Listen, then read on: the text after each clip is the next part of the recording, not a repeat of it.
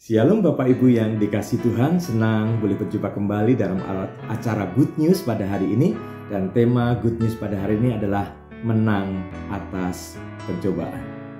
Kalau kita lihat sejak dulu sampai sekarang, pola iblis untuk menggoda manusia itu hampir sama. Dan kita bersyukur ya, Tuhan Yesus pernah dicobai oleh iblis dan Tuhan Yesus mengalami kemenangan. Dan kita mau belajar ya, kalau kita membaca di dalam Matius pasal yang keempat ayat 1 sampai yang ke-11, maka di sana diceritakan bahwa Tuhan Yesus saat itu dibawa oleh Roh ke padang gurun dan Tuhan Yesus puasa 40 hari 40 malam. Dan dalam cerita itu Tuhan Yesus lapar tentunya setelah berpuasa. Kemudian dikatakan datanglah si pencoba, si iblis itu untuk mencobai Yesus. Dan kalau kita membaca ayat 1 sampai dengan ayat yang ke-11 dalam Matius pasal yang keempat itu, maka kita menemukan di sana ada 3 kali Tuhan Yesus dicobai dan ada 3 jenis pencobaan yang diberikan atau ditawarkan kepada Tuhan Yesus Kristus. Dan pada akhirnya Tuhan Yesus menang mengatasi pencobaan itu. Dan kita mau belajar bagaimana kemenangan itu menjadi bagian dalam kehidupan kita. Kalau kita bicara mengenai padang gurun, setiap kita memiliki padang gurun masing-masing. Padang gurun saat itu adalah tempat di mana Tuhan Yesus berada. Dan Bapak Ibu yang dikasihi Tuhan, kita bersyukur bahwa yang membawa Tuhan Yesus ke padang gurun itu adalah Roh Allah. Dan kalau ada Roh Allah, tentunya ya kita boleh melihat bagaimana pembelaan Tuhan, penyertaan Tuhan ya atas hidup kita. Bapak Ibu yang dikasihi Tuhan, pencobaan yang pertama yang diberikan atau yang ditawarkan kepada Tuhan Yesus adalah mengubah batu menjadi roti. Kalau kita membaca di dalam Matius 4 ayat yang ketiga, lalu datanglah si pencoba itu dan berkata kepadanya, jika engkau anak Allah, perintahkan supaya batu-batu ini menjadi roti. Bapak Ibu yang dikasihi oleh Tuhan, pola iblis yang pertama yang ditawarkan kepada Tuhan Yesus Kristus adalah mengenai kehidupan jasmani ini.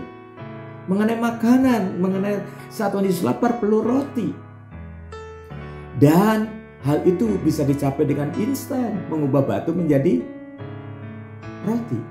Betapa seringkali ya iblis menjebak kita, mencobai kita dengan hal-hal yang instan seperti ini. Pengen kaya, pengen makmur, pengen berlimpah, tapi malas bekerja. Pengen kita hidup makmur, tapi malas bekerja. Nah Bapak Ibu yang dikasihi Tuhan, seringkali betapa iman kita ini tergoda, iman kita ini tergoyahkan hanya karena hal-hal jasmani seperti ini. Dan Tuhan Yesus menang saat itu karena Tuhan Yesus berkata, manusia hidup bukan hanya dari roti saja, tetapi dari setiap firman yang keluar dari mulut Allah. Jadi Tuhan Yesus menekankan di sini, kita jangan hanya fokus pada hal-hal jasmani saja. Tapi dalam kehidupan kita ini kita juga memiliki kehidupan rohani yang harus kita perhatikan. Dan seringkali kita terjebak, seringkali kita tertipu di dalam masalah ini. Masalah makanan, masalah hal yang sepele. Bapak Ibu sekalian. Tapi Tuhan Yesus berkata, manusia hidup bukan hanya dari roti saja, tapi juga hidup dari setiap perkataan yang keluar dari mulut Allah. Lalu kemudian hal yang kedua, ditawarkan percobaan kepada Tuhan Yesus. Yaitu Tuhan Yesus dibawa naik ke atas hubungan bait Allah. Kemudian iblis berkata di sana dalam ayat yang ke-6 kalau kita membaca, jika engkau anak Allah, jatuhkanlah dirimu, maka nanti Tuhan akan memerintahkan malaikat-malaikatnya untuk menatang engkau sehingga kakimu tidak terantuk kepada batu.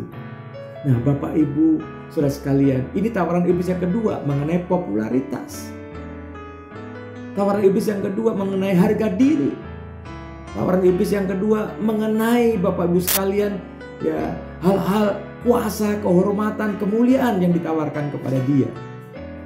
Tapi kembali Tuhan Yesus mengalami kemenangan karena dia menjawab, dia menantang iblis dan berkata, kita hanya sujud kepada Allah. Bapak Ibu yang dikasihi Tuhan, karena Tuhan Yesus dibawa ke padang gurun oleh Roh itu, sehingga di padang gurun manapun kalau Roh itu ada, itu yang membuat kita semangat untuk menghadapi segala cobaan. Karena kita tahu Roh yang ada dalam kehidupan kita lebih besar dari apapun juga. Kemudian hal yang ketiga, cobaan iblis. Ya, membawa Tuhan Yesus ke tempat yang lebih tinggi, dan dia memperlihatkan semua kemuliaan, semua harta benda, semua kekayaan dunia ini. Dan kalau Tuhan Yesus mau menyembah sujud kepada iblis itu, maka semuanya akan diberikan kepada Tuhan Yesus. Tapi kita sungguh bersyukur memiliki teladan yang luar biasa. Tuhan Yesus tidak tergoda oleh hal-hal itu. Betapa seringkali manusia tergoda hanya karena jabatan dia menggadaikan imannya. Di sini kita diuji. Kita jangan main-main dengan iman kepercayaan kita kepada Tuhan. Dengan ada tawaran-tawaran yang mungkin khusus menggiurkan kita. Tetapi Tuhan ingatkan, Bapak Ibu sekalian, bahwa Tuhan Yesus menang. Karena apa? Tuhan berkata, kita hanya patut sujud kepada Allah. Dan Tuhan Yesus berkata, "Nyala iblis daripadaku." Dan kemudian iblis itu meninggalkan Tuhan Yesus Kristus. Tuhan Yesus tidak kompromi dengan iblis. Yang ditawarkan memang luar biasa, tapi itu bukan kehendak Tuhan, bukan rencana Tuhan.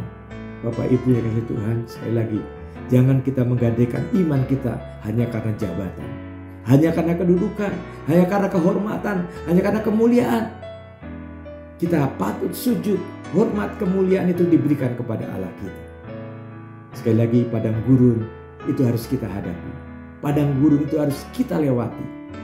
Tapi kalau kita percaya di padang gurun itu ada roh Tuhan menyertai kita, maka kita percaya itu yang membuat semangat kita untuk melewati, untuk mengatasi, ya, untuk melawan segala godaan itu, dan kita keluar sebagai pemenang. Bapak Ibu yang kasih Tuhan, selamat menjalani hidup ini. Tetap percaya bahwa roh Tuhan menyertai kita dimanapun kita ada. Padang gurun apapun yang kita lewati, Tuhan menyertai kita, dan Tuhan menjanjikan kemenangan bagi setiap kita. Selamat menjalani hidup ini. Tuhan menyertai kita, roh Tuhan menyertai kita, sehingga kemenangan menjadi bagian dalam kehidupan kita.